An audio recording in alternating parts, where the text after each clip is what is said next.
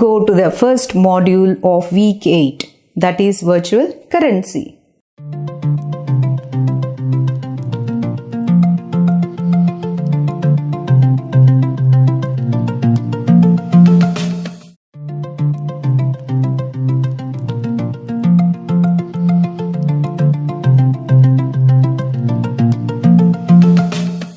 We are going to discuss about virtual currencies in this module.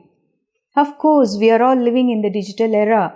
Digital currencies have started becoming more and more popular, and people started using it as well as investing it in digital currencies.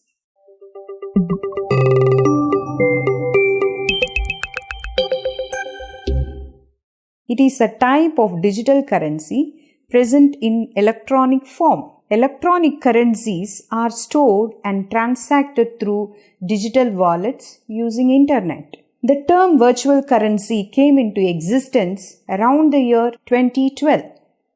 The European Central Bank defined the virtual currency as a way to classify digital money types in an unregulated environment which are issued and controlled by its developers and used as a payment method among members of a specific virtual community.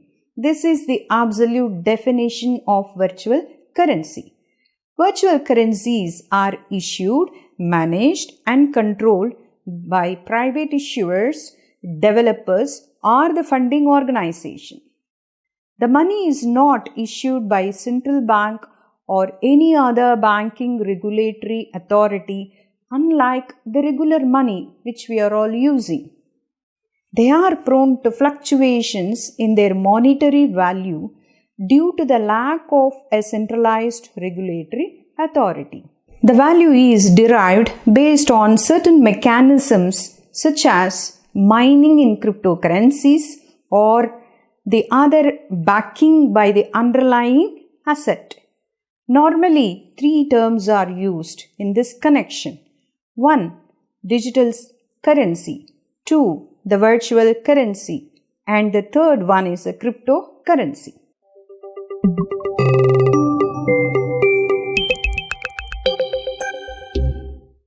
Digital currency is a very broad term that is used. It covers a wide group representing monetary assets that are in the digital form. Whereas virtual currency or virtual money is a type of unregulated digital money which is issued and controlled by its developers that are accepted and used among the members of a specific virtual community, as we saw earlier.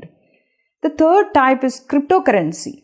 Cryptocurrencies are those which are secured cryptographic techniques for authentic transactions and for managing and controlling the creation of new currency units.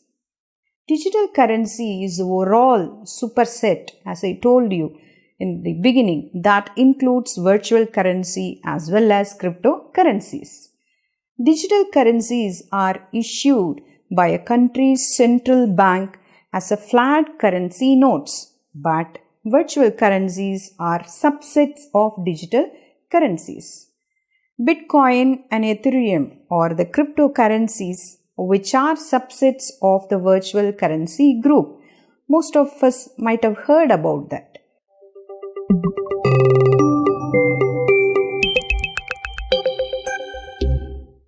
Virtual currencies can be implemented in various forms depending on platforms such as social networks, social games, loyalty points, and peer-to-peer networks.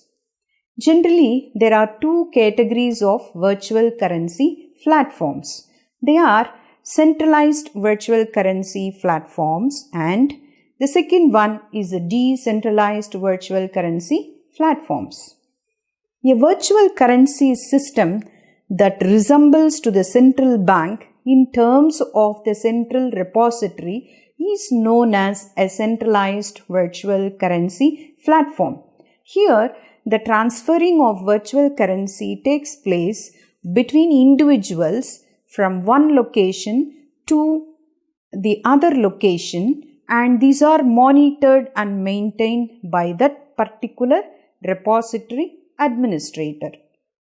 In contrast, a virtual currency system that does not possess a centralized repository with no single administrator is referred to as the decentralized virtual currency platform. It can be obtained through a manufacturing or a computing process.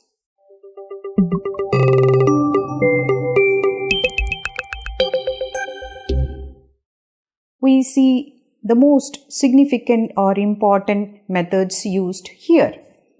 As we saw earlier, the centralized and decentralized platforms are used by various business organizations. There are two predominant ways it can be used. One, obtaining or generating the virtual currency. Second, spending and exchanging the virtual currency. These are the two important stages.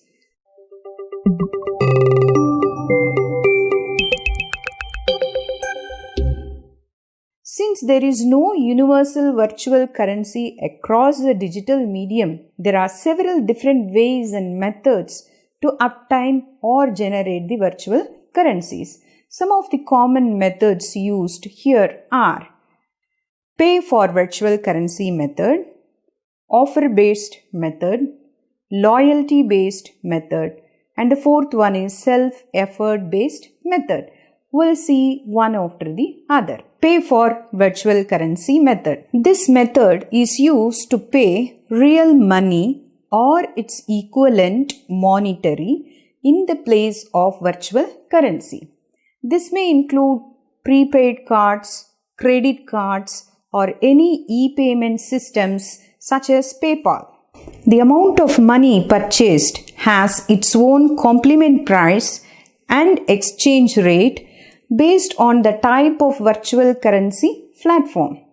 The purchased virtual currency in this method is stored in buyer's account, which is created within the platform by the operators. The other method is the offer-based method. Offer-based methods are one of the safest forms of earning virtual currencies. When the users are unable to spend real money for virtual currencies, they choose this offer-based method. It may include survey answering, watching advertisement videos, registering for a trial subscription of products or services, or winning maximum level in a game. Next one is loyalty-based method. This method is based on the loyalty of the customer towards the commercial companies or games. They are all rewarded with vouchers, sometimes gifts and discounts for their loyalty. These rewards can also take the form of credit points during every purchase of goods or services. These points are redeemable and can be used in exchange of virtual currency for future purchases. Users can make use of these loyalty points in terms of virtual currency. Next is the self-effort-based method. Decentralized virtual currency platforms, say for example Bitcoin, this makes use of self-effort-based method to generate peer-to-peer networks virtual currency. Here, Bitcoins are usually generated in peer networks and so they are fixed, immutable and have only finite generation of virtual coins. This makes them different from centralized virtual currency platforms.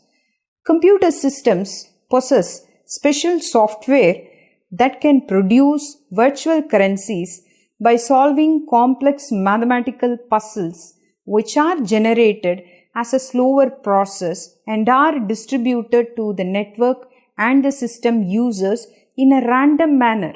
These virtual coins are fully controlled and managed by users and can be stored locally in the user devices such as our digital wallets.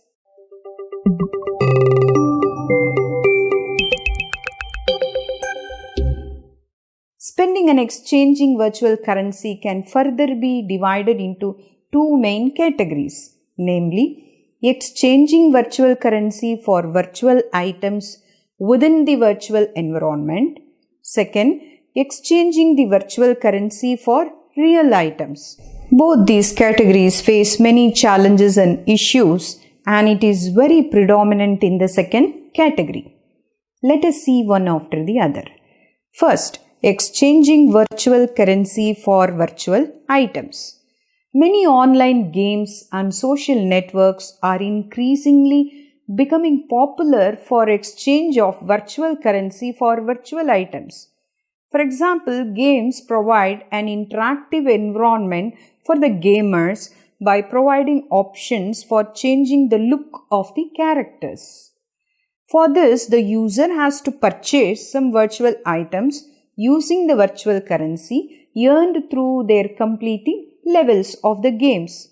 At times, they may also require purchasing successive game levels using virtual currencies. For example, bitcoins are used as virtual currencies for buying virtual items.